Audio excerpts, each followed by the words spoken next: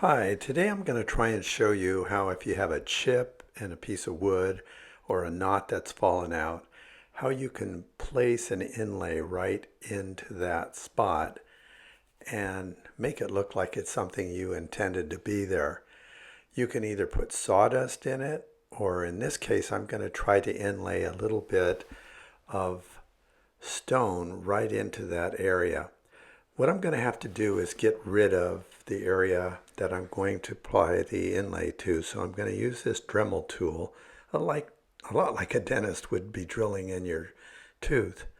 And when I get it all drilled out, I'm going to take a piece of this turquoise, wrap it up in a piece of paper, so when I start smacking it with a hammer, it doesn't fly all over the place. So I'll wrap it up, and I have a little ball peen hammer, and luckily I have a nice piece of steel I can use underneath it. And I'll just tap, tap, tap a little bit, and that should crush it pretty well. Probably I should have a pestle and mortar to do it the right way, but this is gonna have to be good enough. GE. Now as I take it and open it up, oh my gosh, it looks really nice. It's now small particles, but I want to go a little bit smaller because I have a very tiny little knot hole I'm going to be correcting. So I'll crush it further, and you'll get kind of a varied amount of crushing, and usually you can move it around and shake it and find the consistency that you need. Now after I've crushed it, I'm going to go over to my chalice, and there's the divot I just ground out with the bit, and I'll put a drop of super glue right in there. Now I'm going to take some of this turquoise and pinch up a little bit of the real fine stuff and just sprinkle it into the super glue. I'll put a little bit more so it rises above the surface of the wood, and then I'm going to grab a screwdriver and just pack it down really good. I don't want to use my finger because I'll stick to my chalice. Then I'll take some accelerator, give it a couple little sprays, and believe it or not, it dries so quickly that within 30 seconds I can start grinding this away. Now what I'm going to do is take a carbide bit, because the carbide is harder than the stone, and I'm just going to try to skin it off. I don't want to do a lot of damage to the wood because I've already sanded it down to a pretty nice sheen. So I'll turn my power on here, and when I get it going good and fast, I'm just going to skin it off. Notice I have a face mask on. You don't want any particles of stone flying up in your face. So watch how I just very gently skin that away. And at first you see some white debris flying around, and that is the plastic CA glue that has hardened. And you will hear and feel it cutting through the stone.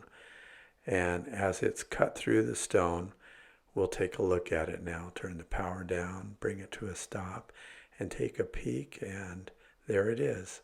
It's nice and flat, and it's roughed up a bit. So now we need to take some sandpaper. This is just 120 grit garnet paper, and sand a little bit, and then I'll take one of these scouring pads and get it down a little bit more. After that, I'm going to take the CA glue, the same glue I used our inlay with, and I'm going to use it to put a finishing coat on. And so what I'll do is I'll put a little bit on a paper towel, and then when I have it on there, I'm going to just touch it to the chalice as it's spinning. We're right now at about 800 RPMs. If you go too fast, it just flips it off into your face mask, so be aware of that. So after I get this on there, and I get a fairly thin coat, usually I like to put 3 applications. You can see that it's hardened now, and there's our inlay. But there are irregularities, so I'm going to take the scouring pad, the Scotch-Brite pad, and just take it down and almost dull it. And you might think you're ruining your project here when you dull it, but then I can go and I can reach for some micro mesh pads, and they're grit is so fine that you will see this very quickly. Even though it's dull now, it will begin to shine when I hit it with the micro mesh pad. So here we go.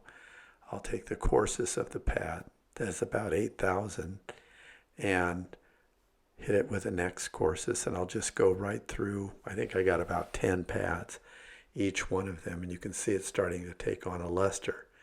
After that, I'm going to take a cloth with a little bit of Johnston's paste wax. That's my next step. So you can see I'm going through all these little pads, but right now I'm going to add a little bit of wax, and that wax kind of evens everything out. So now there's the wax on, and here's the wax off. And you can see I've got it glistening, and there's our inlay. Pretty sharp, huh?